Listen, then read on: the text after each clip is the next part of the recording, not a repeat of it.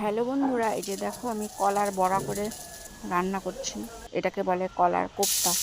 তো আলু ক্যাপসুলারি দিয়ে আমি এটাকে রান্না করব। তো আলুগুলোকে ভাজলাম, বড়াগুলোকেও ভাজলাম।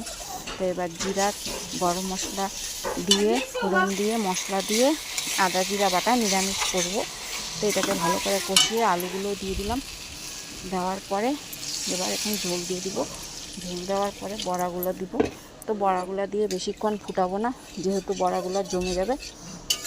তো হালকা ফুটিয়ে নামিয়ে নেব ঘি গরম মশলা দিয়ে কাঁচা কলার কোপ্তা। তো দেখো, তোমরা কে কে খেয়েছো অবশ্যই জানাবে। আমি রান্না করেছি আজকে, রান্নাটা একটু ঝাল হয়ে গেছে, একটু মিষ্টি মিষ্টি হলে ভালো হয়। তো আমরা তো ঝালটাই বেশি খাই, সেই জন্য ঝাল হয়ে গেছে।